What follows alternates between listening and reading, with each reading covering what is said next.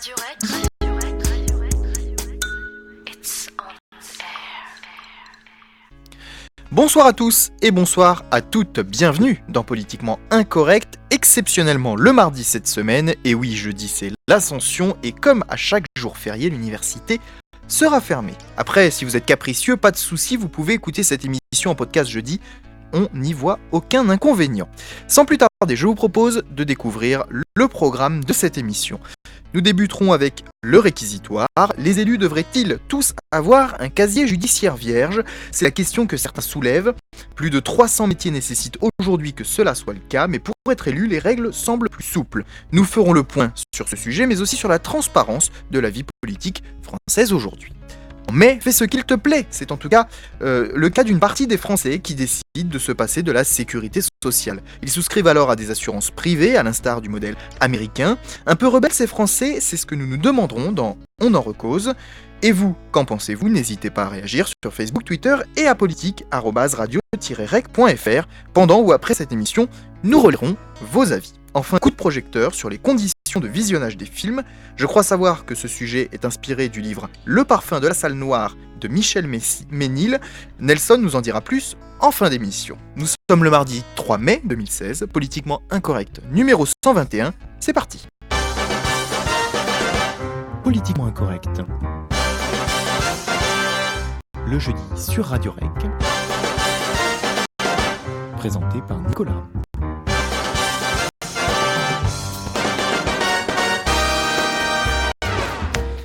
Et ravi de vous retrouver pour ce nouveau numéro de Politiquement Incorrect. Et ce soir, je suis accompagné de Marc. Bonsoir Marc. Bonsoir Nico. Bonsoir Nelson. Bonsoir Nico. Et également Baptiste. Bonsoir Baptiste. Bonsoir Nico. Bonsoir. Merci à vous messieurs d'être présents ce soir, une équipe réduite ce soir puisque voilà, nous sommes à un horaire inhabituel, en tout cas un jour de semaine inhabituel, le mardi, mais vous me direz, cela ne se verra pas pour les auditeurs qui nous écoutent en podcast et cela n'altérera pas le contenu de cette émission non plus. Allez, je vous propose tout de suite de débuter avec le réquisitoire. Et au sommaire de ce réquisitoire ce soir, la transparence de la vie politique française. Et je vous propose de commencer par ce qui a nourri l'idée de cette première partie d'émission. C'est la proposition faite par certains de faire en sorte que les élus aient un casier de judiciaire vierge. Il faut le savoir, aujourd'hui ce n'est pas le cas. Nos élus de la République, hormis s'ils sont interdits de se présenter à une élection, ne sont pas forcément avec un casier judiciaire vierge. Et d'ailleurs, alors pour les élus locaux c'est peut-être moins vrai, mais pour les élus nationaux, c'est souvent rare qu'ils aient un casier judiciaire vierge. Et voilà, l'idée est ressortie. Quand vous travaillez dans un établissement où il y a des enfants, quand vous travaillez dans certains types d'établissements différents, notamment dans une grande partie de la fonction publique, vous devez d'être irréprochable aux yeux de la justice, et ce n'est pas forcément, ce n'est pas le cas quand on devient élu, car autre qu'une interdiction d'être éligible, on n'est pas soumis à cette règle-là, Marc. Aujourd'hui, lorsque l'on est candidat à une élection, on peut avoir des casseroles, comme on dit, et se présenter quand même.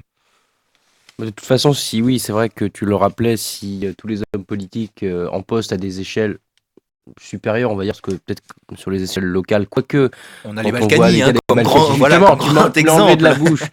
Mais effectivement, oui, mais les Balkany ont eu des relations avec des gens de pouvoir, et c'est toujours le cas. Donc forcément, on en revient à cette grande problématique fondamentale qui est de savoir si aujourd'hui le pouvoir corrompt ou est-ce qu'il faut être corrompu pour arriver au pouvoir. J'ai l'impression que les deux idées sont valides, mais je trouve qu'aujourd'hui elles ne sont pas appliquées en tant que telles au niveau de la loi, parce que c'est vrai que si on devait virer une bonne partie des politiques qui ont casier judiciaire, tu le rappelais, on en dégagerait pas mal. Moi je pense que je souscris à ton idée dans la mesure où effectivement si on demande à des gens de la fonction publique d'avoir un casier judiciaire vierge, alors ça peut être des infractions à la con. Je me souviens, moi quand j'ai fait un remplacement plus tôt dans l'année dans un lycée particulier, j'ai remplacé une fille qui était elle-même remplaçante et qui s'est fait virer pour conduite d'alcoolémie, qui du coup en fait a eu un casier judiciaire, il ne pouvait plus enseigner. Alors je trouve ça, des fois un peu paradoxal. C'est-à-dire que je trouve que d'avoir un casier judiciaire, ça dépend des raisons qui nous ont amenés à avoir ce casier qui n'est plus vierge. Mais de fait, oui, si on demande ça à des échelons inférieurs de la fonction publique, on est en droit de se dire et d'exiger plutôt que ça soit le cas soit identique au niveau supérieur, étatique et autres. Et notamment quand on se présente devant les Oui, bien citoyens, sûr. Nelson. Est-ce que tu es d'accord avec ce que Marc disait? Et je pense pouvoir dire que je suis aussi d'accord avec lui pour le coup. Ah oui, je suis complètement d'accord avec ce que Marc a exposé. À ceci près que je crois que ce soit pour l'éducation nationale ou tout poste, en tout cas de décision, enfin les personnes qui sont censées nous diriger, si elles ne sont pas elles-mêmes clean, je vois très mal comment elles peuvent nous diriger, enfin nous imposer Le respect de la loi. le respect de la loi. Tout simplement. Baptiste, d'accord également avec cette proposition finalement. Alors il fut quelques années, il y a eu des pétitions sur Internet pour cela. Aujourd'hui, c'est pas le cas. On peut se présenter à une élection en entraînant des casseroles. Par exemple, l'un des candidats les plus, je dirais l'un des candidats les plus symboliques de ça, c'est Alain Juppé, qui s'apprête à être l'un des leaders de cette campagne des présidentielles 2017 à venir et qui traîne les casseroles qu'on lui connaît, notamment les emplois fictifs à la mairie de Paris, etc., aux côtés de Jacques Chirac. Bon ben voilà, si par exemple l'idée de casier judiciaire s'appliquait pour l'élection présidentielle, bon nombre de candidats qui semblent vouloir se présenter ne pourraient certainement pas se présenter, Baptiste. Oui. Non, ouais. Oui, bah après ça dépend ce que tu parles de casier judiciaire, quoi.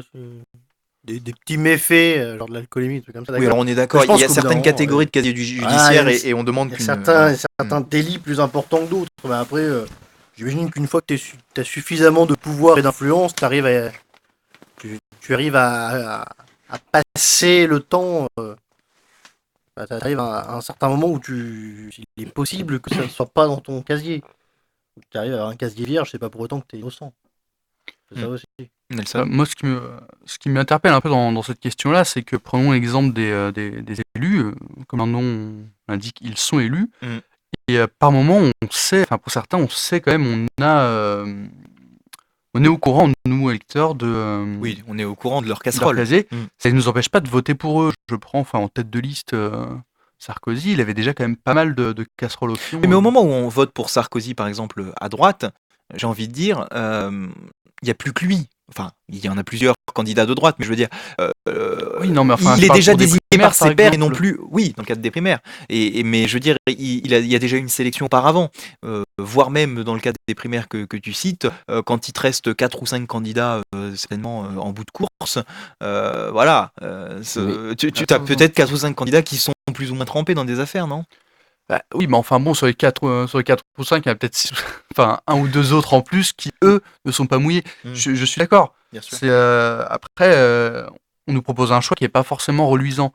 Mm. Mais enfin bon, si les casiers étaient visibles, et enfin ouais, visibles et montrés de façon un peu facile. Excusez-moi, ça ne se fait pas. Ah, mais tais-toi. Pardon. Nelson qui nous a fait, Excusez-moi. voilà, qui nous a diverti avec sa sonnerie Je de téléphone. pense qu'on ne voterait sans doute pas pour ces représentants-là. Et je vais même me permettre de faire une petite blague qui explique que les Américains nous ont sauvés 3 fois dans l'histoire, en 14-18, en 39-45 et en 2011 au Sofitel.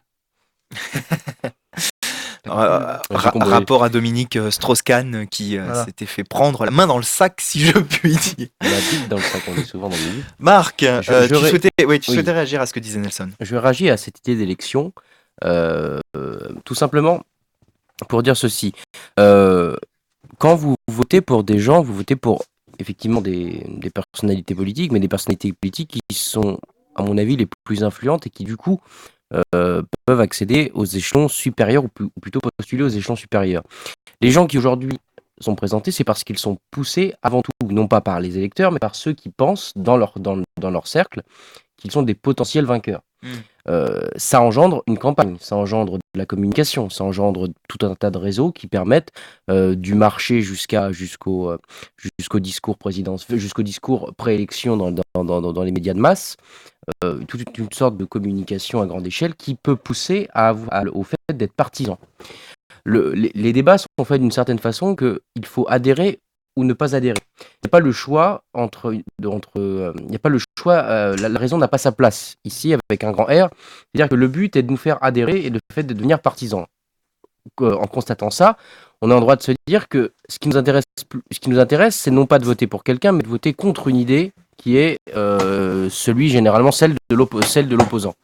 Quand on sait ça, on sait très bien que de toute façon, ce qui intéresse, c'est d'exclure l'idée de l'adversaire et de fait de pousser son candidat à l'élection. Il n'y a pas la place dans notre schéma à nous, ne serait-ce que par les 500 signatures, ne serait-ce que par le jeu des primaires, parce que les candidats, il y en a beaucoup, mais il y en a beaucoup de candidatures qui sont refusées dans les cercles politiques.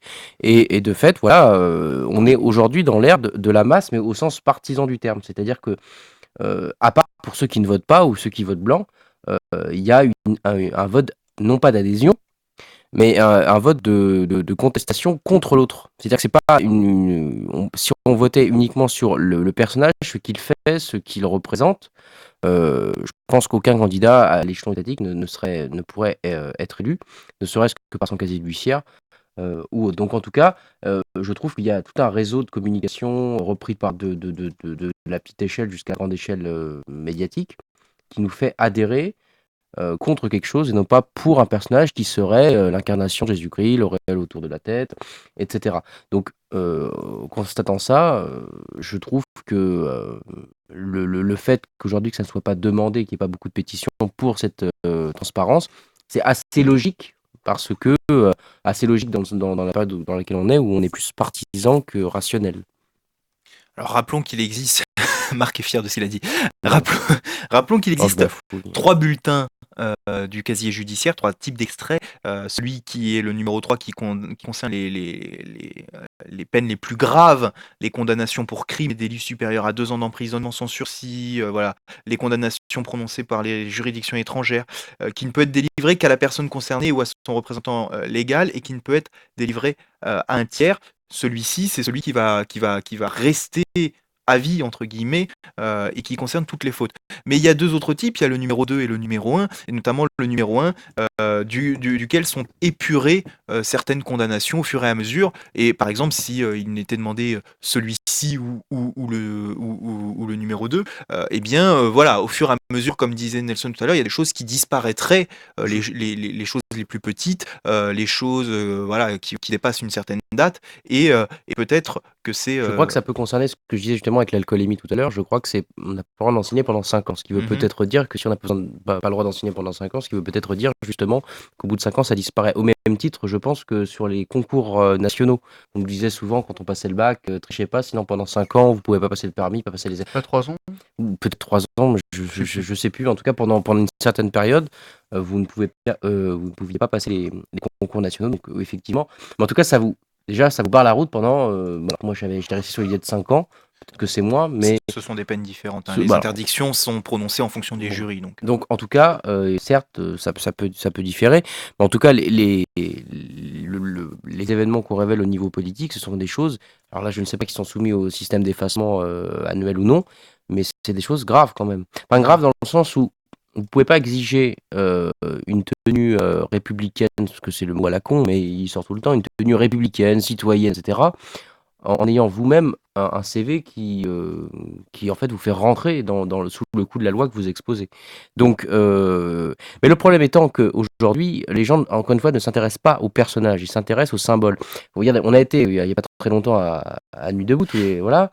On peut visualiser. Je reviens pas sur l'idée de Nuit debout, mais en tout cas, il y a un système partisan où l'idée, c'est la gauche, révolutionnaire, camarade, comme disait Nelson en parlant de Saint-Denis souvent. Il y a toujours cette idée-là, et c'est l'absence de réflexion. Quand vous vous baladez, vous voyez les gens avec des petites sortes du Che, alors que c'est un personnage tout à fait détestable, à tout point de vue. Je veux dire, même Fidel Castro trouvait qu'il était un peu trop dur, c'est ça qu'il l'avait exilé en Angola à un moment. C'est quand même un personnage qui malheureusement reste symbolique. Et dans cette question des symboles rentre la gauche extrême, radicale, l'extrême droite aussi avec Jeanne d'Arc et autres. Et, et le problème, c'est que là, avec le symbolisme, vous évacuez tout rationalisme parce qu'on est dans la sensation et c'est plus la raison. Je termine dessus souvent. Et pour être très clair, donc je parlais de ces bulletins et pour que nos auditeurs comprennent bien, donc il y a le bulletin 1 dans lequel tout est inscrit et où il y a des choses qui disparaissent au fur et à mesure. Vous avez le bulletin 3, je le disais, qui concerne les condamnations les plus graves et que vous seul pouvez vous procurer. Et puis il y a ce fameux bulletin numéro 2 qui est souvent demandé par les administrations dont je parlais, et c'est notamment le cas dans l'éducation nationale et dans certaines administrations, où là on demande le bulletin 2 qui concerne les condamnations bénéficiant d'une réhabilitation judiciaire. La plupart des condamnations pour crimes et délits, à l'exception des condamnations bénéficiant d'une condamnation prononcée à l'encontre des mineurs, c'est avec sursis, lorsque certaines fonctions et qui pourraient éventuellement être demandées pour les politiques, épurent de certaines choses. Et c'est vrai que ce serait un petit peu logique que tout le monde soit mis finalement à la même enseigne. En tout cas, c'est ce que proposent les défenseurs de l'idée de faire en sorte que les hommes politiques présentent un casier judiciaire dit vierge avant de se présenter à une élection. Et vous voyez qu'effectivement, on parle bien de ce bulletin numéro 2 dans la plupart des cas, et qu'il s'agit tout simplement de supprimer, non pas tout, mais une partie des condamnations mineures, enfin des délits, voilà, des petits délits, et notamment quand on est jeune. Enfin bref, toujours est-il que le gouvernement, lui, depuis qu'il est en place, le gouvernement actuel, a souhaité mettre en place une transparence de la vie politique par le biais de déclarations d'intérêt. Alors voilà, on peut imaginer une déclaration de casier rendu public quand on se présente pour montrer patte blanche finalement. Déclaration d'intérêt où on montre ses revenus. Je voulais vous interroger là-dessus depuis qu'il est élu, vu qu'on a commencé en 2012. Quand les hommes politiques souhaitent mettre en avant le patrimoine un petit peu pour montrer patte blanche sur le plan financier, est-ce qu'on peut considérer que c'est une avancée ou que c'est un écran de fumée, Marc? Alors, leur patrimoine, ce qu'ils ont, leurs biens, etc. Sachant qu'il y a certains pour lesquels on peut se poser des questions quant à ce qu'ils ont déclaré vis-à-vis de qui ils sont. Bah, il y a déjà, moi, c'est la question des biens qui m'intéresse en premier lieu. Et je trouve, il y a deux choses. C'est-à-dire que quand vous parlez au nom du peuple, je pense qu'il faut en venir. Et toujours, en venir et toujours l'être, en être. Je vais y arriver. Donc, effectivement, il y a cette question-là sur le patrimoine, mais la vraie question, c'est de savoir que quand ces gens-là nous disent qu'ils parlent au nom du peuple, qu'ils veulent représenter le peuple, qu'ils parlent au nom des colères du peuple, de la situation du pays, etc., on en revient à cette question parisienne et urbaine, c'est-à-dire de savoir si, certes, ils vont déclarer leur patrimoine, mais le patrimoine, c'est un écran de fumée dans la mesure où c'est pas ça qui va compter. C'est de savoir si ces gens-là sont vraiment aptes à parler au nom des Français. C'est pas parce qu'on peut avoir beaucoup de biens et avoir une politique de gauche et sociale et tout ce qui l'englobe. Le problème étant qu'aujourd'hui, ces gens-là, bien qu'ils soient des fois dans les conseils régionaux, généraux et même dans l'échelle des fois ultra locaux et qui sont au Parlement, sont des gens qui sont centrés sur leur situation à eux. C'est-à-dire que vous ne pouvez pas imaginer la vie de quelqu'un dans le climat de normal, enfin normal au sens qui n'exerce pas de pouvoir. Quand vous venez de gens qui ont des revenus très, très, très importants, qui ont un chauffeur, qui ont des appartements s'ils veulent, qui peuvent aller manger n'importe où, qui sont payés par le parti, qui ont des aménités liées à leur position. Moi, le fait d'avoir des biens n'a rien à voir avec le fait de parler au nom des gens. C'est-à-dire que, évidemment, on estime que c'est trop bête de réagir dans ouais, il est de gauche, mais il a plein de trucs, il est millionnaire. Bon, effectivement, dans le cas de DSK, c'était légitime. Mais moi, je suis désolé, moi, je vois pas aujourd'hui quelqu'un qui est capable de représenter le peuple parce que quand vous avez une position de pouvoir, vous ne pouvez pas faire partie du peuple. Et de fait, vous êtes dans des circuits mondains. Et dans ces circuits mondains, vous vous éloignez de la demande du peuple. Alors moi, les écrans de fumée patrimoniales et autres, je me les carre en biseau. Quoi. Nelson Oui, non, ouais. je suis pas... Dans l'idée, oui, c'est vrai que je comprends ce que tu dis. Enfin, tu peux quand même pas nier le fait que toutes les personnes, c'est pas que toutes les personnes qui accèdent au poste de responsabilité et de pouvoir, qu'ils soient politiques ou même au sein d'entreprises, des trucs comme ça, c'est très généralement des enfants de la haute bourgeoisie, voire de la noblesse. Enfin, tu vas à Sciences Po. Toujours. Ah si, quand même. On parle vraiment tu parlais des politiques. Là, Oui, Nicolas, non, mais vraiment les des politiques, c'est pareil. Enfin, ils sortent de Sciences Po ou de l'ENA. Et tous les étudiants qui sont à Sciences Po ou à l'ENA, à 90%, même plus, c'est... Ah non, c'est trop, Nico. Euh, donc 90% ou même plus, ce sont des enfants de grandes familles qui ont un patrimoine très fort. Maintenant, est-ce que, effectivement, sur le plan politique, je comprends le point de vue de Marc, mais il faut quand même avoir ça en tête, c'est-à-dire qu'ils ont tous été formés dans les mêmes endroits, et quand tu as été formé dans un endroit, tu deviens un instrument du pouvoir en place. Est-ce que je suis clair? Mhm. Dans ce cas-là, tu me contredis pas. Pas du tout, parce que je dis simplement que ces gens-là sont déconnectés de la réalité. Alors qu'ils le viennent, qu'ils le deviennent ou qu'ils le soient par leur naissance, ça change rien. C'est de se dire que ces gens-là ne sont pas Ah si, représentatifs. si, excuse-moi, ça change quelque chose. Ça veut dire Ah que non. dans un cas, on est né et donc bah, c'est insoluble durant la vie, alors que dans l'autre cas, ça revient à dire que avant qu'on soit théoriquement élu, on peut encore. Donc ça veut dire que peut-être qu'on peut jouer sur des leviers comme Oui. réduire les mandats, comme Et- réduire leur nombre, etc. ça ne réduit pas la question de savoir si quand on est au pouvoir, oui ou non, on est dans une sphère quand vous êtes au pouvoir. Regarde l'exemple du Pimoun, quand on avait fait le Pimoun, là, il n'y a pas longtemps. Quand les gens C'était sont... un an. C'était il y a un an. Quand tu vois comment ça fonctionne, même à notre échelle, on est dans une espèce de sphère mondaine, politique mondiale. On est complètement déconnecté de la réalité. C'est-à-dire que pendant 3 jours, on est là-dedans, on se prend au jeu et puis on se dit que des gens font ça tout le temps. Et comment vous voulez que ces gens-là qui sont dans des systèmes mondains où tout le monde se connaît, il y a une relation très incestueuse entre tout ça, droite, gauche, tout ce que vous voulez, tout mouvement confondu, comment voulez-vous que cette situation n'efface pas quasiment en globalité le lieu dans lequel vous avez vécu pendant très longtemps? Je suis désolé. Quand vous en avez qui parlent, regarde, c'est comme le cas de Mélenchon qui nous dit oui, moi voilà, on est du peuple, etc. Il était longtemps au Parti Socialiste, il est membre des grandes loges maçonniques ou dans lesquelles on côtoie les mêmes hommes politiques. Ça reste un mondain. Il reparle au nom du peuple, mais c'est une forme d'étiquetage trop facile. Mhm. Et c'est un symbole pour avoir des voix, mais la preuve est que ça ne fonctionne pas.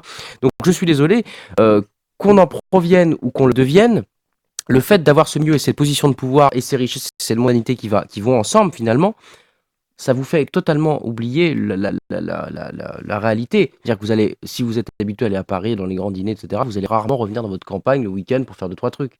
Je pense que la meilleure façon de rester connecté au peuple, c'est de justement ne pas avoir de position de pouvoir. Alors justement, ce que tu soulignes là nous amène à parler de cette primaire citoyenne que souhaitent engager certains hommes politiques. La primaire des Français s'appelle-t-elle, cette initiative, soutenue par Corinne Lepage de Cap 21, elle s'est déjà présentée à des élections présidentielles, mais également par Jean-Marie Cavada, pour citer le président de Génération Citoyen, et puis d'autres représentants de présidents. Donc on a le président de Nous Citoyens, le Pacte Civique également, Bleu, Blanc, Zèbre, et puis la Transition, qui sont différents mouvements aujourd'hui, différents mouvements politiques finalement. Et depuis le mois d'avril, eh bien, il y a cette volonté d'organiser une primaire des Français. Alors, je dirais en parallèle de ce qui a pu se passer à Nuit debout, où c'est un petit peu leur leitmotiv de vouloir une organisation dans laquelle le citoyen, la société civile puisse être présent, enfin, en tout cas s'exprimer. Il y a un chiffre qui est paru, 78% des Français se disent prêts à voter pour un candidat qui ne serait ni issu ni soutenu d'un parti politique. Et ces différents mouvements reprennent cela en disant qu'il faut qu'on organise une primaire des Français où eh bien, quelqu'un issu de la société civile porterait les attentes des Français. Là, on est un petit peu dans ce que tu disais et dans une manière où on souhaiterait détourner, mais où on va écouter ton point de vue là-dessus, Marc. Finalement, est-ce que là on est face à une solution ou pas du tout? Un nouvel écran de fumée. Je me méfie un petit peu de ça parce qu'on est pile 30 ans après le Coluche et son idée justement de se présenter à la présidentielle. Donc j'ai un certain doute quant à l'originalité de la chose. J'ai l'impression que c'est quelque chose de calendaire et que ça te fait 30 ans. Coluche était connu. Coluche était connu, mais il était issu de la société civile, il avait aucune position de pouvoir. Donc de toute façon, même s'il doit y avoir une primaire citoyenne, la personne sera forcément connue. Parce que pour voter contre là, vous ne votez pas contre comme ça au pifomètre. Ce sera forcément quelqu'un de connu. Alors après, il aura Espérons certainement que ce soit pas Yannick Noah. Bien sûr, on espère. Bah, surtout qu'il avait soutenu, il avait dit qu'il avait chialé le soir de l'élection présidentielle d'Hollande où il avait été élu. Il a dit ce soir j'ai chialé, merci à Monsieur François Hollande. Enfin bon, bref, le cirque habituel. C'était pas le seul à avoir chialé Non, le soir. Bien sûr, mais lui l'a dit l'élection sur de- que scène Sarkozy a au Champ de chialé un Mars, peu je aussi. crois. Bref, Bien oui, il y en sûr. a, Enfin, lui, il a eu mal surtout. Il a chialé de douleur. Après, Mais Yannick Noah est-il déçu du bilan de François J'en Hollande sais sans rien. Non mais le moi laisse. je trouve dommage aujourd'hui de pouvoir se réjouir qu'un homme politique arrive. Surtout en connaissant le CV de la personne d'être ravi qu'un homme issu d'un parti qui se bat pour le pouvoir depuis plus de 50 ans et dont on voit que finalement c'est un jeu de ping-pong entre la droite et la gauche et que ça change finalement pas grand-chose. Je trouve ça un petit peu dommage et un petit peu bête, un petit peu enfantin et trop facile. C'est de la démago pure. Mais donc oui, moi je reviens sur cette idée de première citoyenne. Déjà, c'est déjà très symptomatique de devoir préciser le mot de citoyen dans une république comme la nôtre. Déjà, c'est quelque chose de très particulier. Moi, j'aurais appelé ça populaire, parce qu'on parle du peuple. Alors là, Pourquoi ça s'appelle la primaire des Français, du coup. à la primaire des C'est Français. pour la qualifier, la primaire citoyenne. Donc c'est bien pour montrer déjà il y a un clivage entre les Français et le pouvoir. Enfin, entre le pouvoir, déjà, il y a cette Bien idée-là. sûr.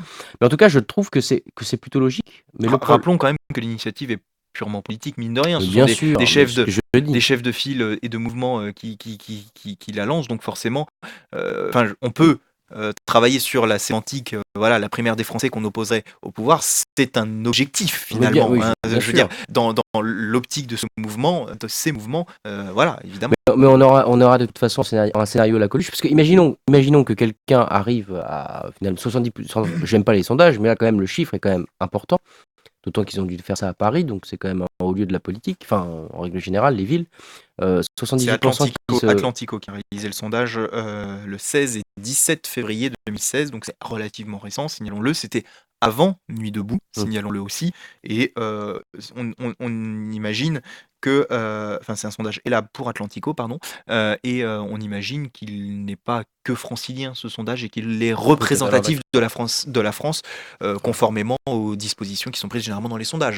Oui, je suis pas sûr juste que les contrées les plus éloignées aient pu participer. Enfin, bon, ça c'est un doute, j'en sais rien. Enfin, je c'est connais quand même pas. assez facile, je sais pas moi, dans un siège d'un institut de sondage dans la banlieue de Lyon, d'appeler des gens qui sont au fin fond de la France. On Ouais, mais je imagine suis bien. pas sûr qu'ils. Les sondages Ouais. ne se font pas que sur Paris aujourd'hui, ce serait. Non, mais je dis juste que j'aimerais voir la représentativité totale. Si on oppose 50% de ville, 50% de campagne, j'aimerais juste voir la répartition au niveau des voix. J'ose imaginer qu'elle représente les stats Oui, de tu oses l'INSEE. imaginer. Non, mais Mais- j'ose imaginer, je veux dire, c'est aujourd'hui ce que font les instituts de sondage.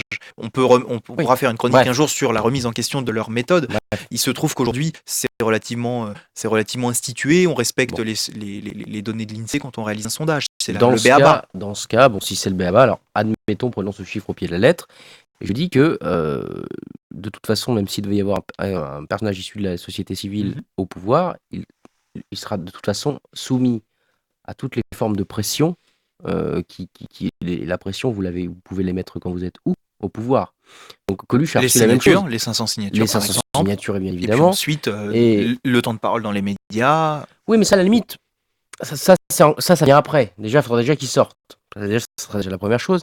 Et pour qu'ils puissent avoir l'aura et la représentativité qui devrait être la sienne s'il est à ce poste-là, il y aurait des pressions énormes. L'histoire de Coluche est emblématique à cet égard parce que il a reçu tout un tas de trucs. C'est pour ça qu'à un moment, il a abandonné. Suite aux pressions, il n'a pas abandonné pour dire que c'était une blague. Coluche aurait été au bout, j'en suis persuadé. Bon, pas de supposition à la con imaginaire, mais en tout cas, j'en reste persuadé. Et il a été dégagé et ça a été très bien montré. Des pressions devenues de la gauche et autres. Et puis il y avait le jeu aussi entre Giscard et Mitterrand qui faisait un petit peu peur à l'époque. Donc il y a eu une grosse pression. Et Giscard a joué mal son jeu parce qu'il s'est opposé à Coluche. Or, en fait, Coluche piquait des voiles à gauche et ça aurait certainement pu permettre à Giscard de se faire réélire. Mais bon, ça, Oui, puis c'est tu encore dis autre qu'il ne chose. faut pas faire de politique fiction, mais si on revient dans Oui. l'histoire, on Alors, pourrait s'interroger sur ce qu'aurait été Bien sûr. Coluche au pouvoir Oui, bien ou sûr. sa présence dans le débat. Ça aurait été comme. Je prends juste cet exemple pour terminer, parce que souvent quand on dit ça, oui, mais il n'a pas les compétences pour le faire. Quand Michel Onfray on lui a soumis l'idée de se présenter à la présidentielle, il a dit non, moi je veux pas, puis il a eu, je pense, raison. On lui dit mais des gens issus de l'ENA et autres, hein, qui lui ont parlé. Mais si, vas-y, tu vas être suivi, etc. Tu vas voir, en quelques semaines, tu as compris comment ça fonctionne. Mm. Alors justement, Michel Onfray avait dit, bah justement, c'est pour ça que j'ai pas envie d'y aller, parce que si c'est au bout de 2-3 semaines qu'il faut juste maîtriser ça, c'est pas grand-chose, alors j'en veux pas. Et il a eu raison, c'est bien pour montrer que le candidat n'est pas celui qui travaille, mais celui qui représente un travail. Et c'est pour la loi El Khomri et autres. Donc, bon, je pense que n'importe qui serait capable de faire ça, dans la mesure où ceux qui seront à côté de lui savent très bien comment ça fonctionne.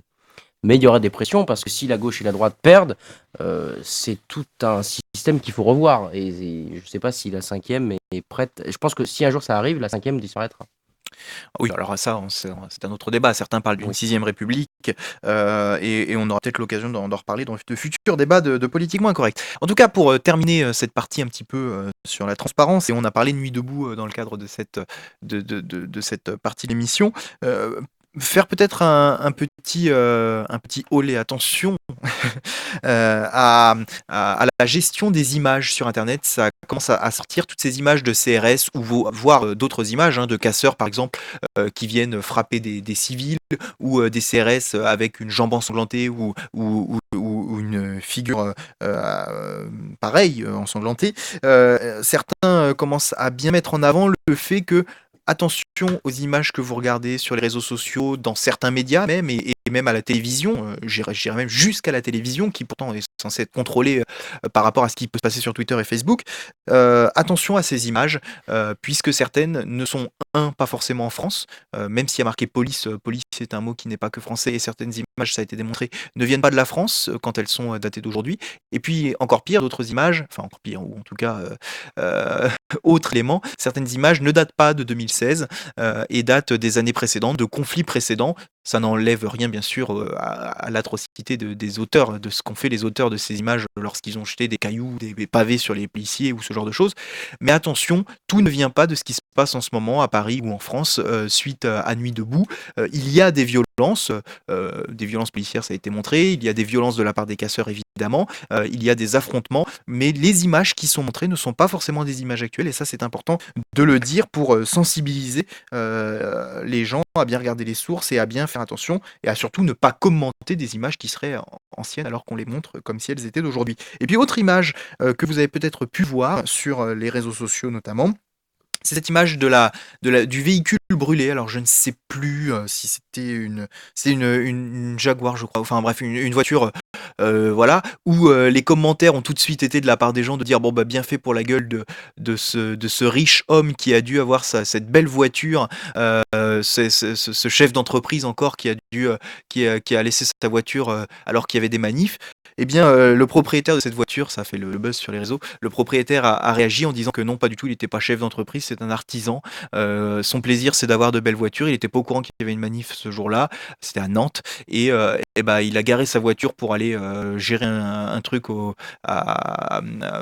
crois que c'était devant un parquet de justice, ou enfin bref, un monument public, et il a mis sa monnaie même dans son parc-mètre. Enfin, je veux dire, le gars a été jusqu'au bout, il a mis la pièce dans le parc-mètre, il a posé son ticket, il est allé faire ce qu'il avait à faire, il est revenu et sa voiture était en feu.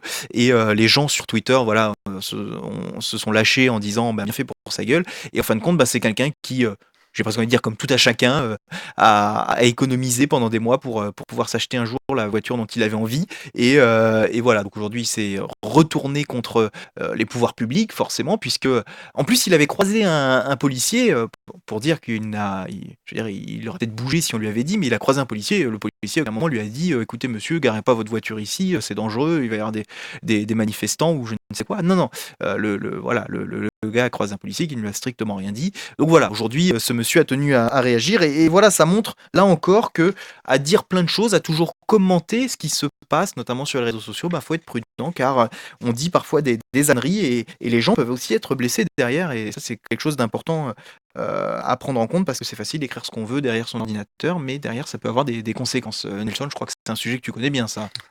Ouais, non, mais c'est un sujet important. Ça fait partie du monde tel qu'on le voit, enfin, tel qu'on le vit. On apprend à le vivre de cette manière-là.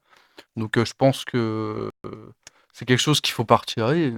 Les gens, s'ils ont envie de commenter, ils commentent, hein, mais Bien sûr. C'est vrai que bon, Il faut aussi ne pas être susceptible derrière son écran, c'est ça que... c'était Benjamin Bayard qui expliquait ça il y a 5 âges. Quand on arrive sur Internet, t'as... je l'ai dit de tête, hein, ce sera vraiment approximatif. Il dit, il y a le premier âge, on découvre, c'est ce qu'on appelle le kikoulol, on commente très très peu, on met des XO, des machins, on parle avec les copains, etc. etc. Mhm. Ensuite, il y a l'âge où on découvre qu'on peut commenter.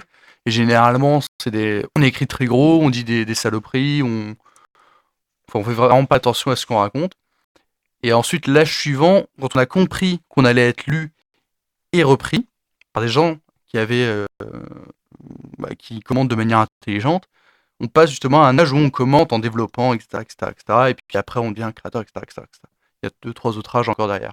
Mais c'est vrai que c'est amusant. S'il y en a qui, voilà, qui sont un peu novices avec la parole publique, ils la maltraitent. Et je pense que c'est un cap à passer. C'est un truc qui durera pas.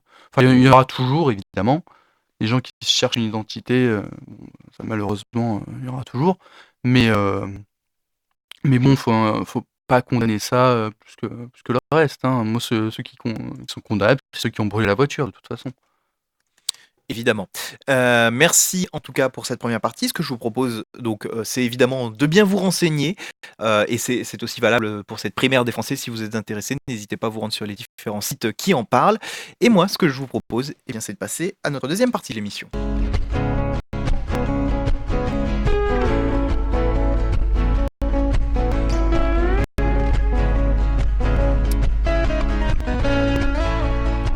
Et la deuxième partie de l'émission, c'est on en recause des Français qui quittent la sécurité sociale. C'était un reportage du journal télévisé de France 2 de ce dimanche 1er mai, présenté par Laurent Delahousse, et un reportage dans lequel on présente ces Français qui quittent la sécurité sociale. Alors, comment quitter la sécurité sociale? C'est très simple, vous ne payez plus tout simplement la sécurité sociale. Alors, pour ne pas payer la sécurité sociale, l'idée c'est que déjà, vous et moi, on ne peut pas forcément le faire, hein. C'est un sujet qui s'applique davantage aux indépendants, ceux qui cotisent habituellement au régime social des indépendants et qui là vont arrêter d'envoyer leur cotisation à ce régime. Pourquoi? Parce que ce régime social des indépendants, aujourd'hui, il est très contesté, il coûte très cher à beaucoup, et c'est pour cette raison que certains ne supportent plus la solidarité dont ils doivent faire preuve au sein de ce régime. Alors, il faut évidemment savoir, malgré le titre racoleur, j'ai envie de dire, que c'est illégal aujourd'hui et que ceux qui tentent d'échapper au système de sécurité sociale, qui fait partie de l'État-providence, qui est normé en Europe comme en France, eh bien, s'exposent à des sanctions judiciaires. Ils peuvent être poursuivis, ils sont poursuivis d'ailleurs, mais voilà, certains cotisent en parallèle dans des assurances privées. Ils ne donnent plus leur argent à l'État, mais le donnent à des assurances privées qu'ils considèrent comme étant davantage intéressantes pour eux et puis qui leur coûtent moins cher au quotidien finalement. Je voulais vous interroger sur cette initiative de certaines personnes qui étaient présentées dans le JT de France 2 pour recueillir un petit peu vos impressions, ce que vous en pensez, si cette idée est séduisante et finalement si il faudrait pas en France, vous savez que les États-Unis s'interrogent sur leur système de sécurité sociale, s'ils veulent créer un État-providence un petit peu comme il existe plus facilement en Europe et en particulier en France. Mais est-ce qu'en France, certains ne seraient pas tentés finalement par l'effet inverse, c'est-à-dire de se désolidariser et d'avoir le choix? Finalement, c'est ce qu'ils réclament, ces gens-là. Ils ne réclament pas que tout le monde se désolidarise, mais d'avoir le choix. Nelson, je vais t'interroger en premier parce que je vais faire réagir Marc dans un deuxième temps avec une question certainement plus poussée, parce que je pense savoir ce qu'il va nous dire. Moi, je suis profondément contre ce genre d'initiative, sachant pour plusieurs raisons. La première, c'est que quand tu vis dans un pays en société, tu te dois de payer tes impôts, de participer à la vie de l'État et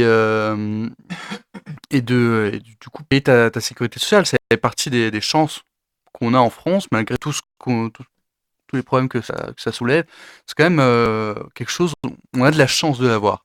C'est-à-dire que quand on est malade, on peut se soigner. C'est quand même, c'est con à dire, mais c'est quand même un avantage.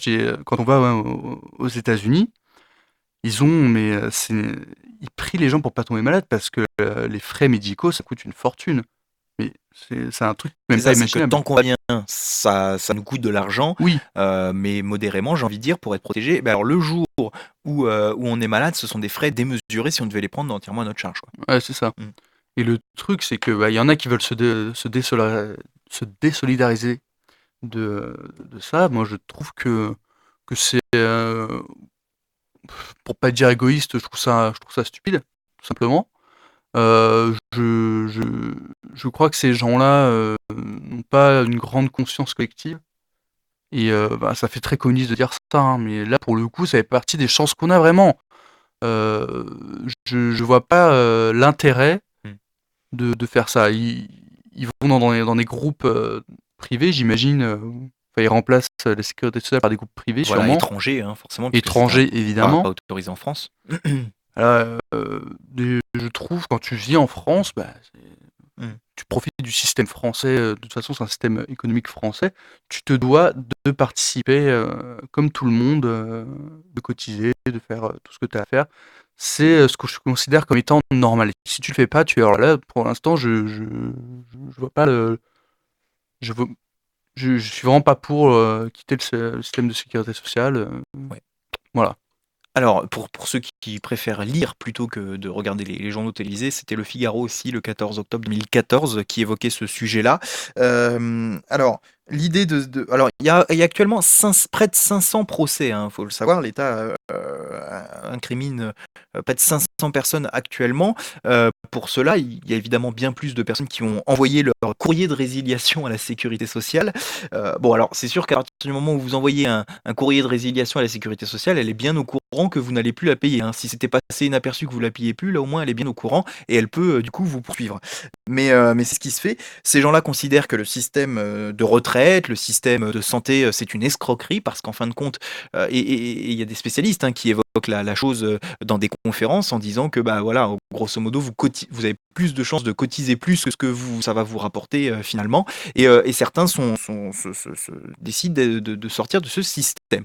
Je rappelle quand même, et c'est important, qu'il s'agit bien très souvent d'indépendants, parce que ce système, le RSI, qui est aujourd'hui obligatoire pour les indépendants, est vraiment remis en cause parce que il est considéré comme en état de faillite finalement, ce système pour les indépendants.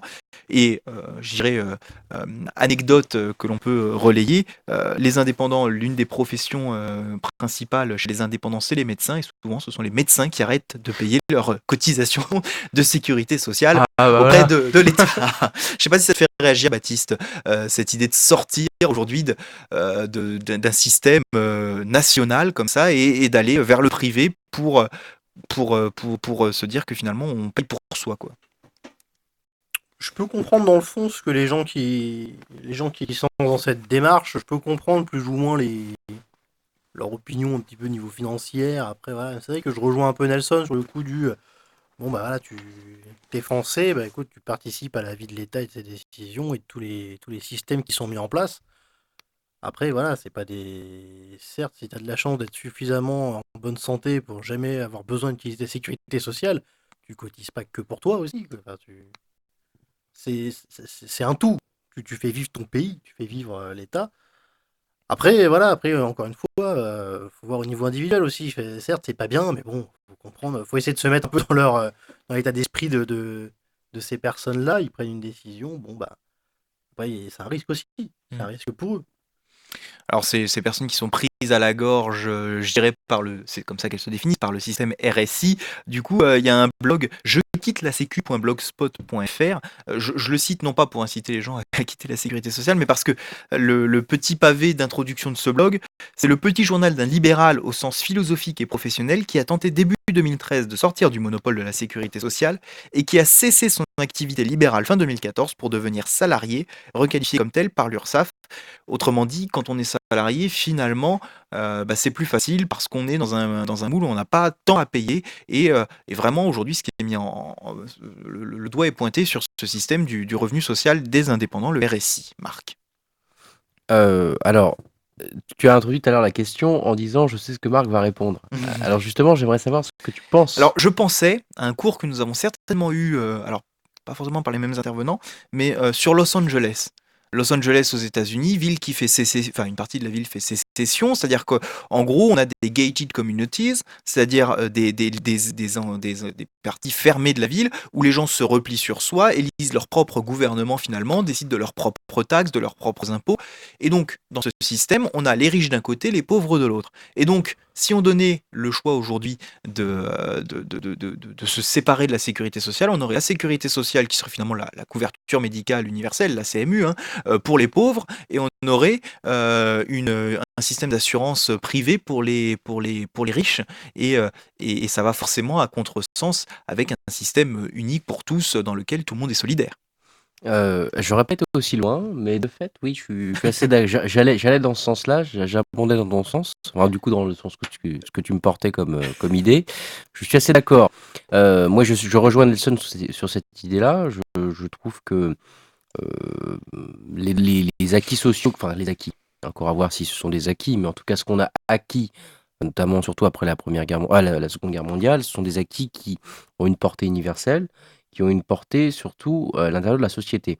Je trouve que s'en détacher, c'est tout à fait dégueulasse. Bien que je puisse comprendre, bien que je puisse, bref, bien que je saisisse, bien que je saisisse, Ou que tu saisis. oh non, les deux, non, arrête. Bien que je puisse comprendre, bien que je puisse comprendre que certaines personnes en ont marre de ce système dans la mesure. Alors, la sécurité sociale, les gens, on sait pas beaucoup, on sait pas vraiment ce que c'est. On sait ce que c'est, mais les gens en parlent comme ça de manière un peu. Tu l'as rappelé, la retraite. Je veux dire que je suis sûr qu'on fait un sondage aujourd'hui, savoir la sécurité sociale, ça englobe quoi. Pas beaucoup de gens vont vous répondre. Donc ça englobe tout un tas de choses, notamment la. Vas-y, rappelle-nous les branches de la sécurité Alors, et justement, sociale. alors je suis quasi sûr qu'il y a. Alors déjà, il y a la retraite. Il y a La tout ce qu'il y a- vieillesse. Il y a, il y a la, oui, enfin, Parce la que la vieillesse, sécurité, retraite, la, et la le sécurité cho- sociale répond à des risques en fin de compte. Oui, à des risques avérés.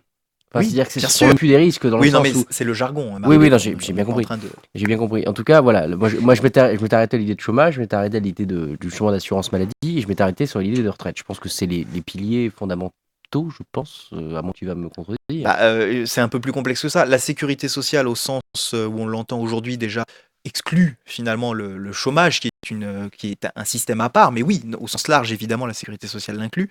La sécurité sociale dont on parle ici exclut le chômage. C'est-à-dire la sécurité sociale, c'est quoi? Ce sont les risques de la maladie, c'est la CAF, la famille, le fait d'avoir des enfants. C'est pour ça que risque n'est pas un terme, pas un risque péjoratif, si je puis dire. Voilà, les différentes branches de la sécurité sociale. Il m'en manque une, j'en suis désolé, navré pour tous les spécialistes des sciences sociales. Enfin, toujours est-il que dans ce système où il y a plusieurs branches, la CNAF, qui est la Caisse nationale d'assurance vieillesse, il y a son équivalent pour la maladie, voilà. Et donc ces différentes boîtes sont celles dont la plupart des salariés sont affiliés, auxquelles la plupart des salariés sont affiliés, mais il y a également pour les indépendants un système commun qui régit l'ensemble des choses, qui s'appelle le RSI, voilà, qui gère donc la caisse des indépendants, et qui aujourd'hui est fortement remise en cause. Tu souhaitais rajouter quelque chose, Marc? Pardon, Oui, parce que j'ai pas du tout évoqué Vas-y. ce que je pensais du coup. Donc je pense effectivement comme Nelson et qu'il n'est pas logique qu'on puisse envisager de se séparer de la sécurité sociale, bien que ça soit un droit et que dans un état de droit on fait ce qu'on veut, logiquement. Je trouve qu'il y a une question de La solidarité. loi l'interdit en tout cas, rappelons-le. Où la loi de quitter la sécurité sociale, la loi l'interdit? Non, Ah. oui, de quitter la sécurité sociale, la loi l'interdit évidemment.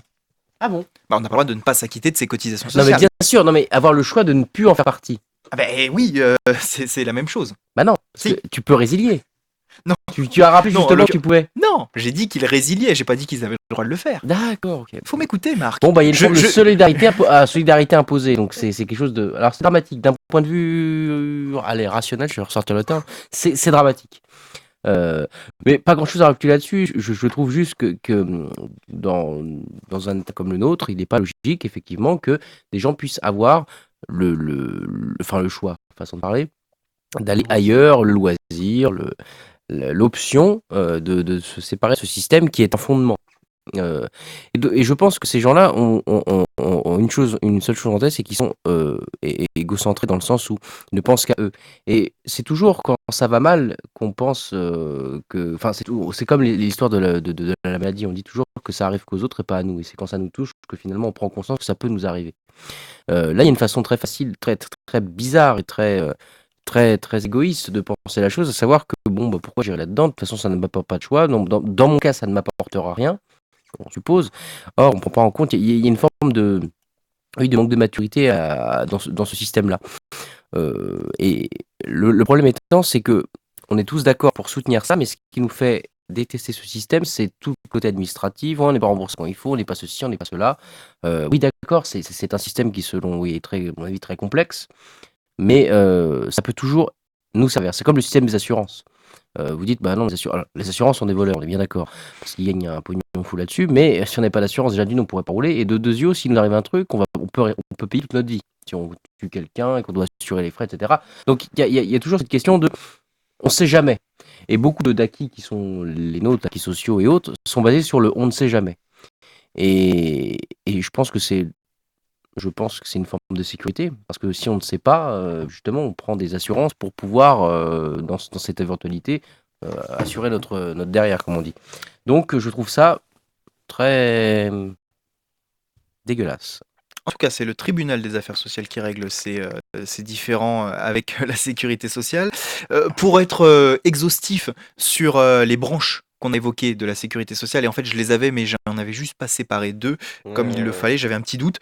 On a bien la famille, gérée au niveau national par la CAF, enfin par les CAF, les caisses d'allocation familiale.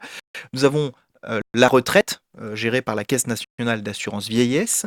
Nous avons la maladie, c'est l'assurance maladie que vous connaissez, le portail Amélie pour ceux qui sont habitués. Et en fait, il y a... Salut tous les malades. Et on a la quatrième branche qui est les accidents du travail et maladies professionnelles, qui en fait est gérée avec l'assurance maladie de manière générale, mais qui est une quatrième branche, puisque c'est en particulier voilà, tout ce qui est lié au travail et aux maladies professionnelles, je le disais. Et il y a eu la cinquième branche de la sécurité sociale, vous le savez, c'est une nouveauté portée dans un premier temps, je crois que c'était même déjà sous Jacques Chirac à l'époque, ou Sarkozy, je ne sais plus, et qui a été mise en place par Marisol Touraine, c'est la dépendance, voilà, qui est couplée avec la vieillesse, mais il y a une branche de la dépendance. Et puis rappelons que l'organisme qui est chargé de recouvrir l'ensemble des cotisations sociales, de les mettre en commun, c'est l'URSSAF, bien connu. Enfin, ce sont les URSSAF, puisque ce sont des caisses régionales, les URSSAF. Et donc voilà pour l'ensemble. Et donc dans le cadre du RSI, c'est tout simplement une alternative, mais instituée et obligatoire pour les indépendants qui gèrent les différentes sécurités sociales. Donc pour les indépendants, voilà qui est dit, voilà qui est résumé. Marc, tu souhaitais rajouter quelque chose? Ah non, parce que tu me montrais. Ah, tu voulais que je coupe ton micro. Voilà, c'est fait. Tu peux tousser, et voilà. L'auditeur est ravi de le savoir. Baptiste, rien à ajouter sur ce sujet également? Je crois que tu as eu l'occasion de donner ton avis. Rappelons donc que quitter la sécurité sociale est aujourd'hui illégal et que souvent ce sont comment dirais-je, des organismes qui vous le proposent, mais qui sont peut-être finalement mal intentionnés parce qu'ils récupèrent votre argent alors que derrière vous allez certainement devoir payer à l'État les différends que vous aurez avec lui. Je le rappelle, les collectifs qui encouragent les assurés sociaux à quitter la sécurité sociale encourent des peines de prison, jusqu'à 6 mois d'emprisonnement et une amende de 15 000 euros. C'est un petit peu moins risqué de la quitter que d'inciter à la quitter, mais finalement, ça fait mal quand même, parce que si vous devez payer votre assurance plus à côté, rattraper la sécurité sociale que vous n'aurez pas payée, vous devez être mal. En tout cas, les tribunaux essayent de voir comment s'arranger avec les gens pour les faire revenir dans le droit chemin. C'est ce que je vous expliquais tout à l'heure à travers le blog de ce monsieur qui a quitté la sécurité sociale et qui est revenu en devenant salarié parce qu'effectivement être indépendant ça coûtait trop cher. Voilà. Je vous propose de clore ce débat et d'en arriver à notre coup de projecteur de ce soir, les conditions de visionnage des films.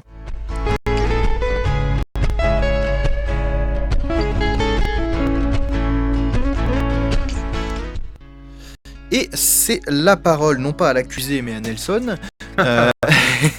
Nelson, voilà.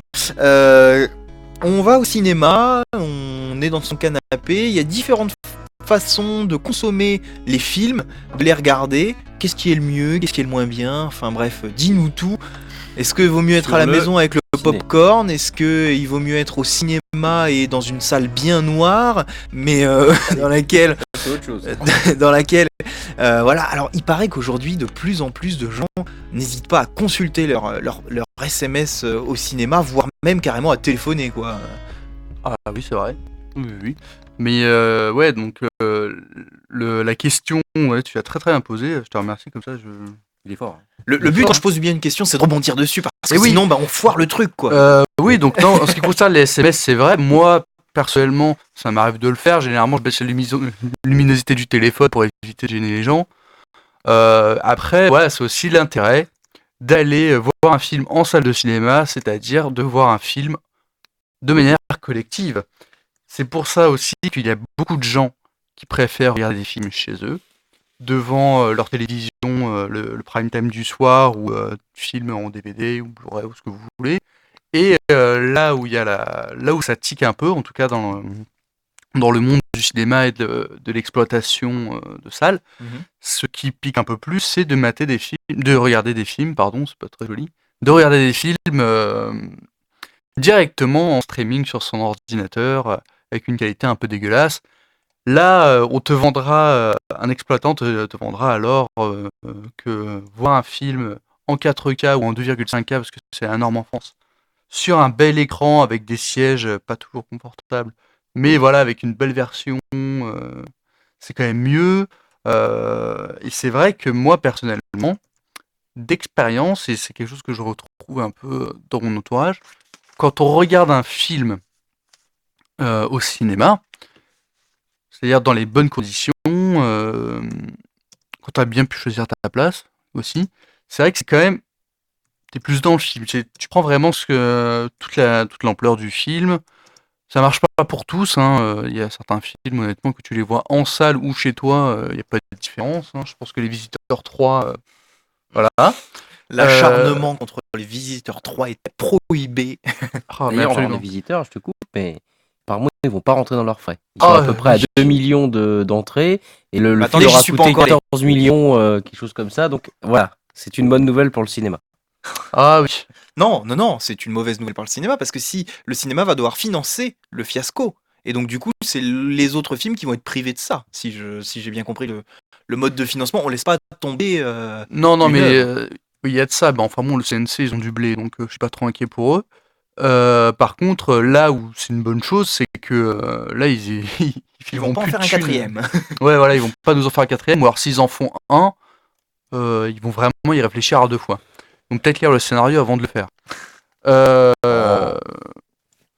Et donc, où en étais-je? Bah, bonne question. On va C'est une rebobiner. expérience fabuleuse, on est plus pris dans. Oui, c'est vrai qu'on est mieux dans une salle de cinéma. C'est vrai que faut savoir que quand on crée une salle de cinéma, c'est vraiment qu'on a étudié les. Hein? Oui, on a de l'argent, oui, non, mais c'est qu'on a étudié en fait la meilleure façon possible de pouvoir regarder un film. La question par contre que je me pose derrière ça, c'est est-ce que quand on regarde un film chez soi, on a une moins bonne expérience du film? Parce que c'est vrai, au final, tant qu'on a vu le film, c'est quand même l'essentiel. Il y en a qui diront oui, non, mais moi j'ai vu ce film en copie 35 mm dans un festival, je sais pas, en Italie, un truc comme ça, c'était formidable. Mais au final, le film que tu l'aies vu chez toi ou dans une salle de cinéma, le film tu l'as vu. Moi j'aurais tendance à penser que selon la. C'est une question économique, hein. Si vous avez les moyens de vous le payer, c'est vrai que c'est mieux de le privilégier, surtout que maintenant avec les cartes d'abonnement et tout, ça vaut quand même le coup. Ça vaut quand même le coup oui, de payer un abonnement pour aller au cinéma. C'est vrai que c'est quand même plus sympa.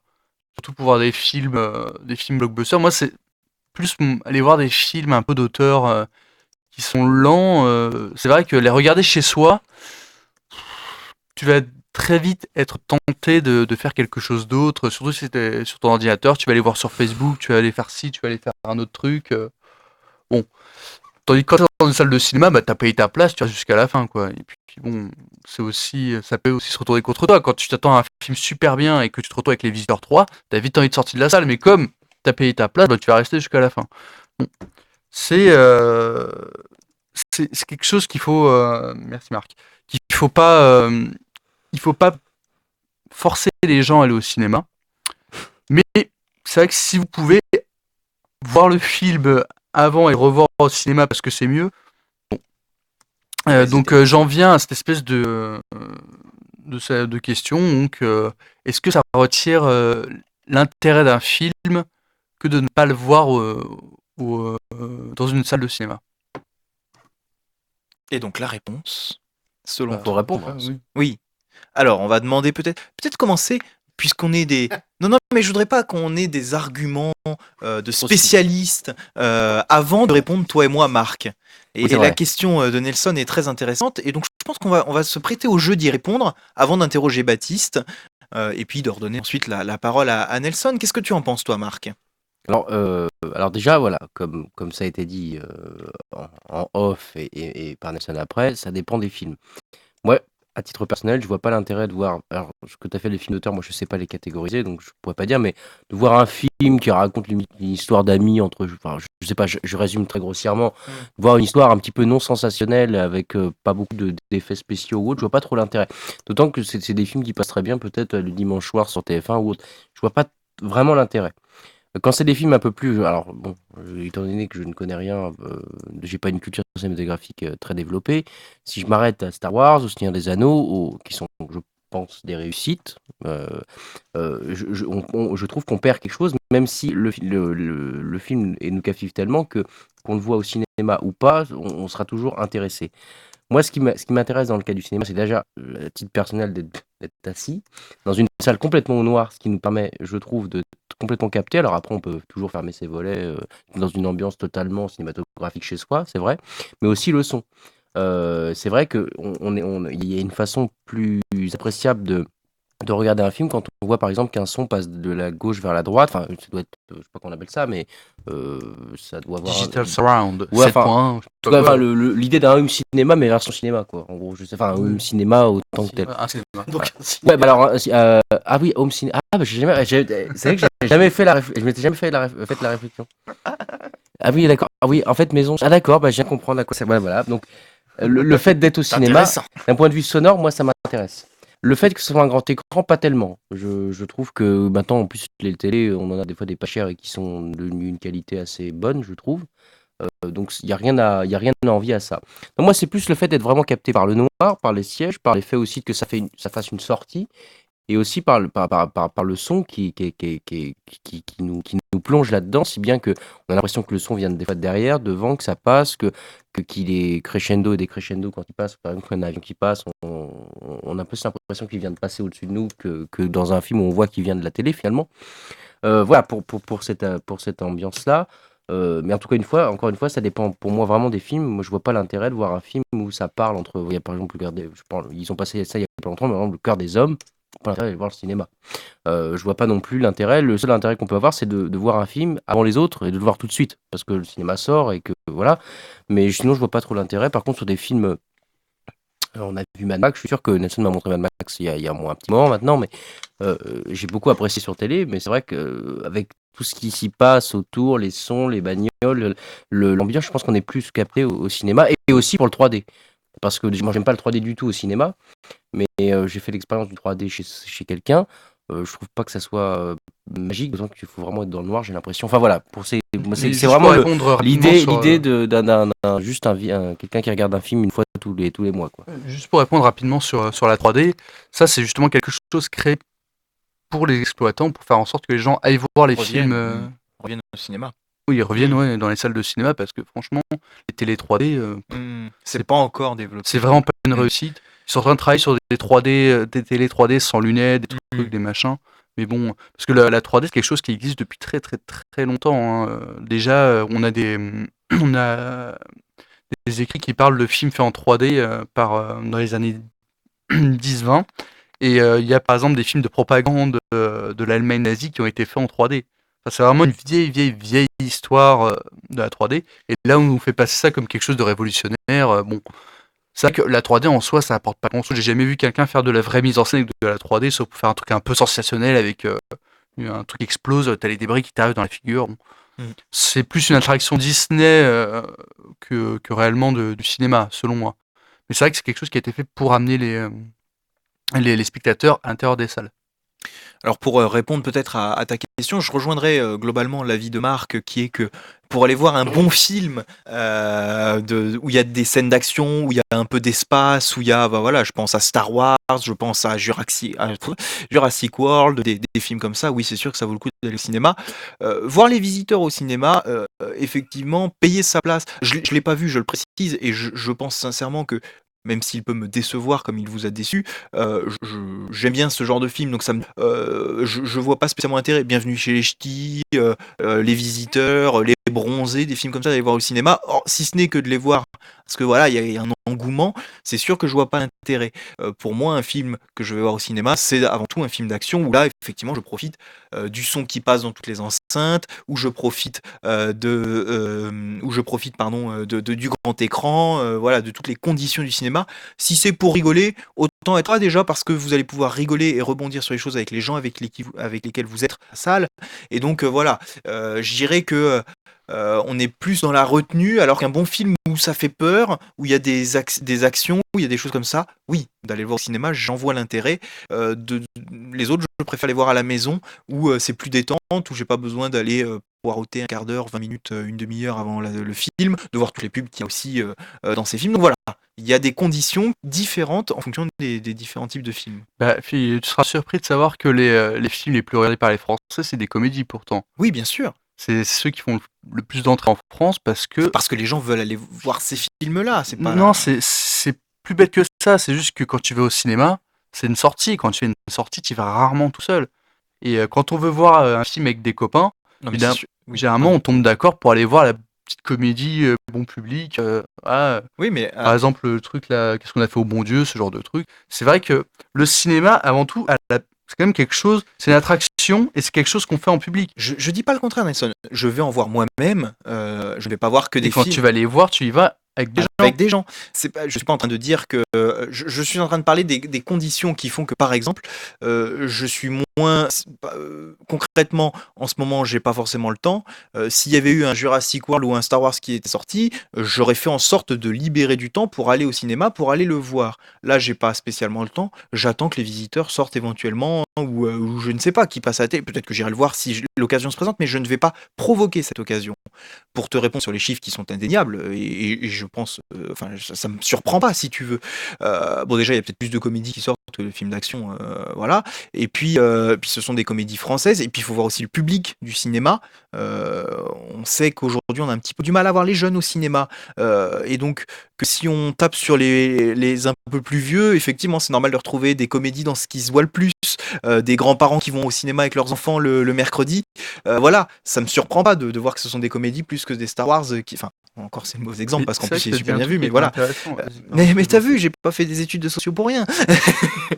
Et là, le cinéma et la socio se rejoignent. Mais non, mais voilà, c'est pour dire que oui, je vais les voir ces films, c'est pas le problème, mais quand on est sur la question de savoir dans quelles conditions voir les films, il y a des préférences. Je préfère voir un film d'humour où je peux rebondir sur ce qui a été dit, en discuter avec les gens qui sont autour de moi à la maison, et puis aller voir un film où il n'y a pas trop besoin de... où tu fais le débrief après parce que waouh, ça envoie, bah là, il n'y a pas de souci, tu me plonges dans une salle en noir où conventionnellement t'es pas censé discuter avec le voisin pour éviter d'embêter les autres, ça me va. Maintenant, on le disait au début, c'est vrai que de plus en plus, les gens se laissent aller au cinéma, discutent avec le voisin, on font des choses parallèles, et donc finalement on perd ce côté-là qui avait certainement pendant une époque où la salle était assez stricte, on mange pas dans la salle, machin et tout.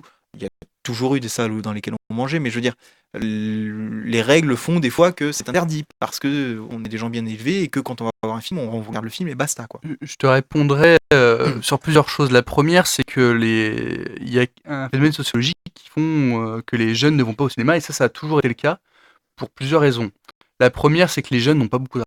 Et la deuxième, c'est que les vieux, donc déjà ils ont de l'argent, de fait, mais en plus de ça, ils ont le temps. Les retraités, ils ont que ça à foutre. Bien sûr. Donc c'est pour ça, enfin, quand on s'inquiète, oui, les jeunes vont plus au cinéma, non, ils ont jamais été plus au cinéma maintenant.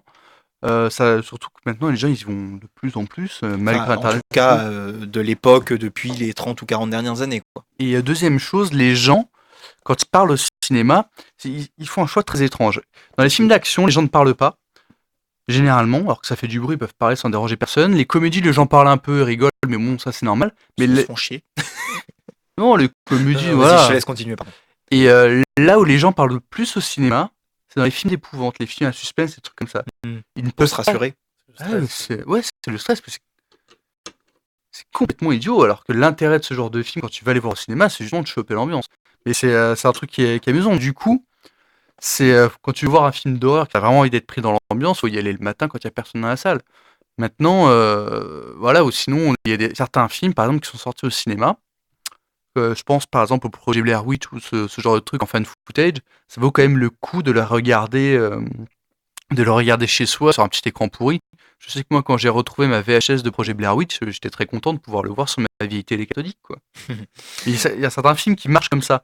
Mais les voir après sur ordinateur, je crois que c'est quand même une expérience en soi. C'est-à-dire que tu n'as pas vu le film en salle, ça n'enlève rien au fait que tu aies vu le film.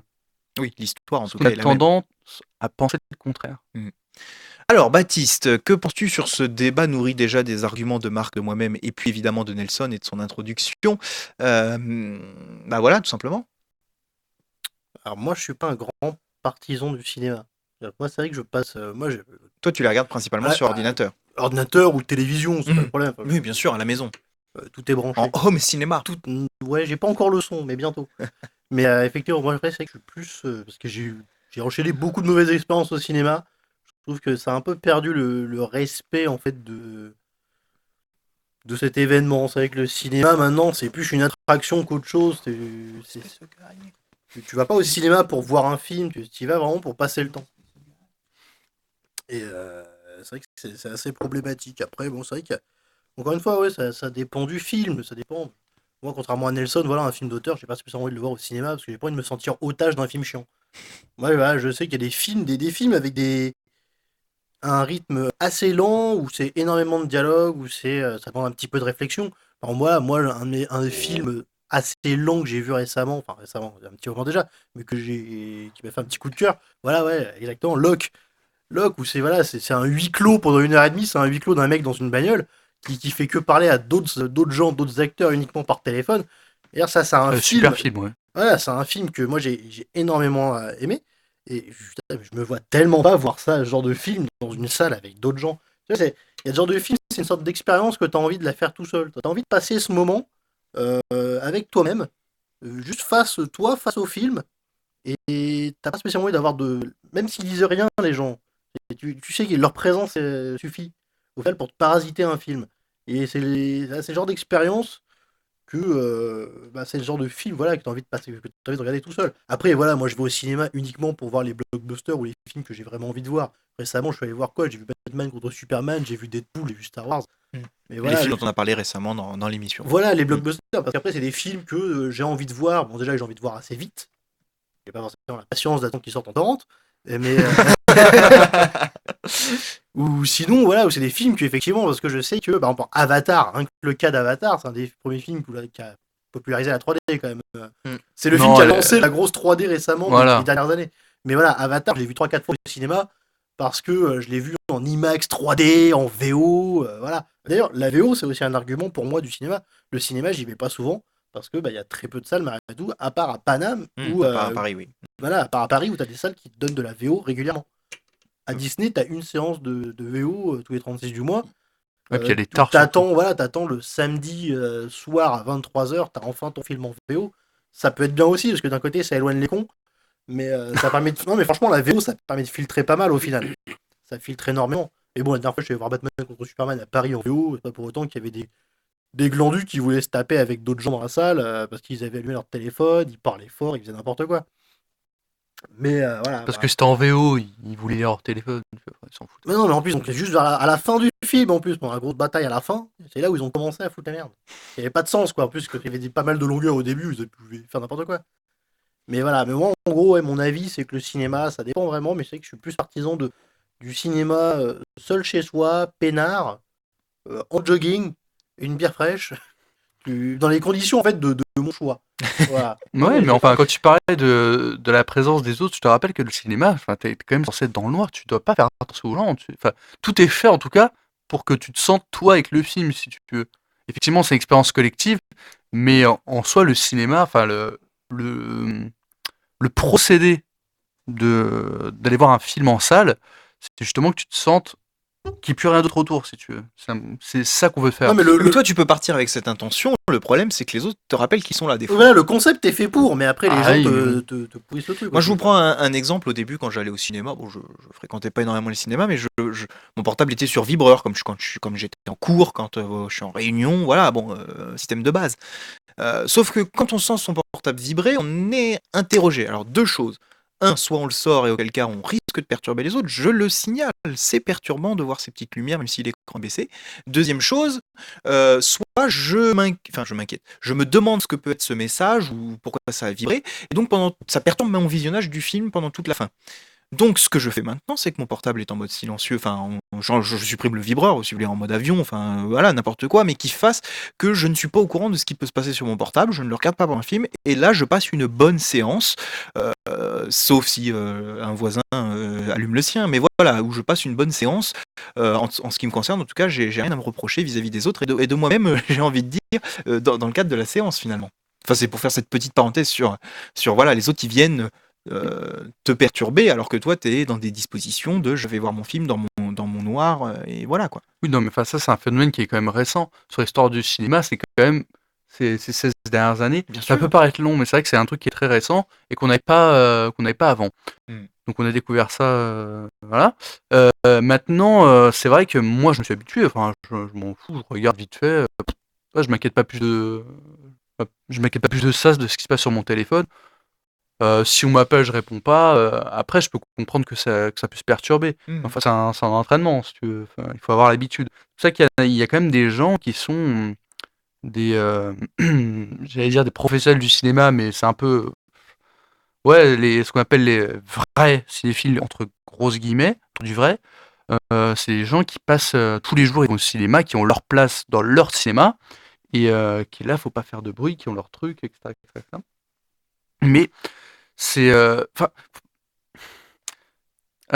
faut pas oublier quand tu vas au cinéma, y a quelque chose qu'on a tendance à oublier, c'est qu'on n'y va pas seulement pour voir le film, on y va pour profiter de la salle. Mm.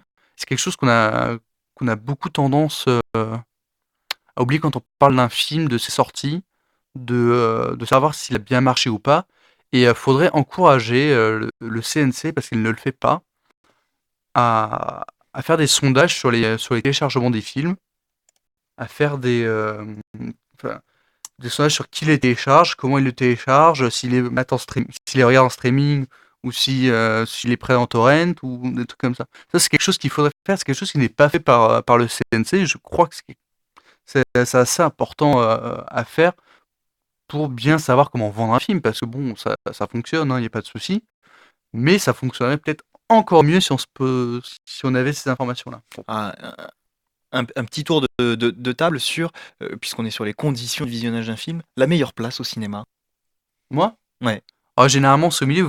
Tu sais qu'il y a une étude qui a été faite là-dessus. Un mec Faites. qui a été fait. Oui, t'as Je raison. vois Marc qui... Ah oui, non, t'as raison. Je Été faite là-dessus. l'explique aux auditeurs la semaine dernière, Marc n'arrêtait pas de reprendre mes liaisons, donc j'en profite. Donc, Vas-y Nelson. je parle. Excuse-moi. Oui, donc il y a une étude qui a été faite. En fait, c'est un mec pendant 1 an, il a étudié le placement des spectateurs. En fait, il s'est rendu compte que les gens, principalement, se mettaient le plus au milieu possible de la salle. Et ce qui est amusant, c'est que au final, ça change pas grand-chose. Par contre, quand tu vas voir un film en 3D, si tu te mets sur un côté de la salle, sur un coin, tu verras pas les mêmes choses que si tu te mettais au milieu de la salle. C'est vrai que l'expérience optimale pour voir un film en 3D, c'est d'être le plus au milieu possible. Alors généralement, quand tu vas voir Mad Max, il y a 1000 personnes dans la salle. Il faut arriver avant, quoi. Ouais, il faut arriver tôt, quoi. Et puis bon, faut pas avoir envie d'avoir quelqu'un à côté de sa place. Parce que ça, c'est aussi un facteur, c'est que les gens ne se mettent jamais à côté directement de quelqu'un. Il y a toujours un trou. Un trou, et généralement, on met le manteau avec le sac à dos ou des trucs comme ça, si tu veux. C'est vrai que c'est l'étude qui a été faite, qui est assez rigolote d'ailleurs. Et c'était pour, à la base, créer des places plus chères que les autres.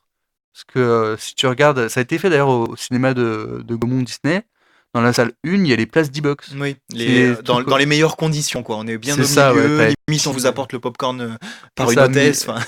C'est vrai que c'est amusant parce que tu me fais réagir sur quelque chose qui est intéressant, c'est les expériences cinématographiques qui sont pas seulement t'es dans la salle, bon tu regardes ton film, il y en a où il y a des trucs qui existent où tu as les écrans tout autour de toi.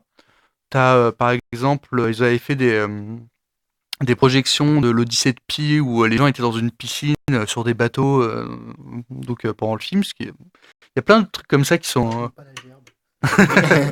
Il y a plein d'expériences comme ça qui sont rigolotes. Et ça, c'est des trucs qu'il faut vraiment encourager parce que je trouve que c'est vraiment des initiatives intéressantes. Rien que moi, j'ai eu la chance plusieurs fois de suite de voir des films en plein air. Bon, déjà, il faut qu'il fasse nuit. Hein. Bon, parce que c'est un truc, c'est con, mais il faut Oui. rappeler. La projection ne fonctionne pas le jour. Et surtout, il faut pas qu'il fasse froid, il faut pas qu'il pleuve, parce que ça m'est arrivé aussi. Mais c'est quelque chose d'intéressant à faire. Franchement, moi, j'avais vu Wall-E. Wall-E, qui est...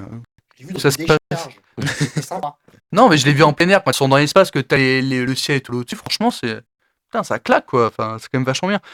Donc, faut encourager les expériences cinématographiques différées. Faut pas se contenter d'un seul moyen de voir un film et essayer des trucs, quoi. Alors Baptiste, le positionnement dans la salle, tu es d'accord avec Nelson au milieu ou, Positionnement dans la salle, au milieu oui, au milieu, absolument, au milieu, en essayant de devant, faire ou attention. devant, à l'arrière, au centre, Non, au milieu.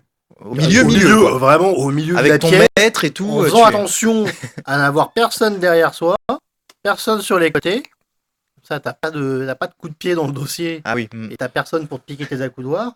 T'es bien comme ça. Ah, mais en plus de ça, c'est vrai que les places de Disney, les places du milieu, comme c'est la grande allée où les gens marchent pour aller dans les autres rangs, tu écartes tes jambes, t'étales tes jambes, tu t'affales dans ton fauteuil en plus, mais comme à la maison, quoi.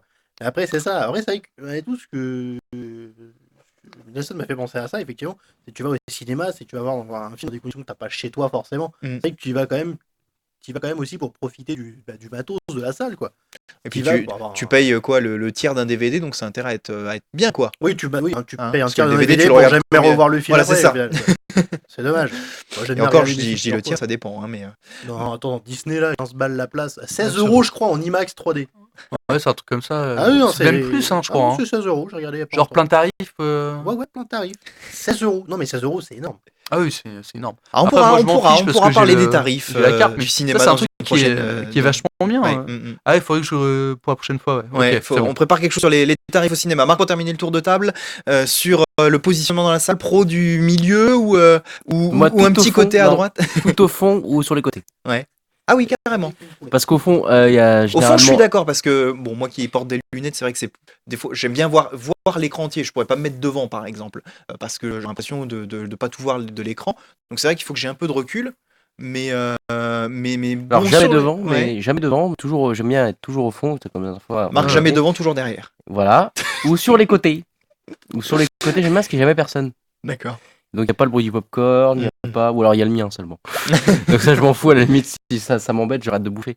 Mais non, toujours. C'est vrai que j'aime pas avoir quelqu'un à côté, ne serait-ce que parce que en fait, moins on est de personnes à côté, moins on risque moins on a de chances de sortir du film. On peut s'en prendre qu'à soi-même sur sort du film, entre les gens qui vont rire quand tu vas pas rire, entre les gens qui vont dire ouais, ils vont chuchoter, ça va me saouler.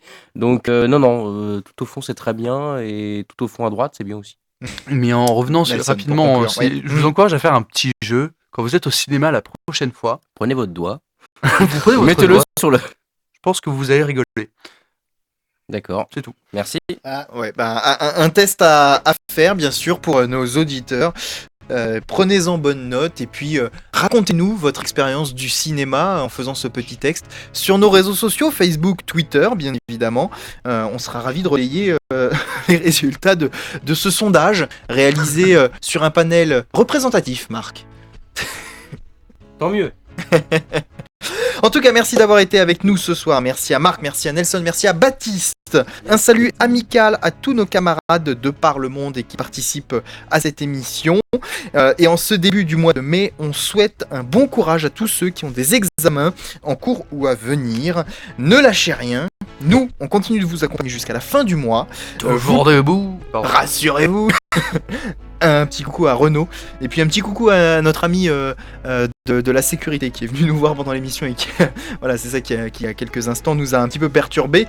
Donc voilà, bon, rassurez-vous, rien ne va. Non, tout va bien. Les studios ne brûlent pas, il n'y a pas de vol, donc tout va bien. Mais voilà, le monsieur est inquiet, il a débuté il y a 2 jours et on espère que ce ne sera pas la fin de sa mission ce soir. En tout cas, je vous le disais, on continue de vous accompagner jusqu'à la fin du mois. Vous pouvez d'ailleurs retrouver l'ensemble des programmes de Radio Rec sur notre site internet radio-rec.fr. Enfin, vous pouvez réagir, poser vos questions, participer sur les réseaux sociaux. À bientôt, bonsoir, bisous. Suivez-nous sur radio-rec.fr.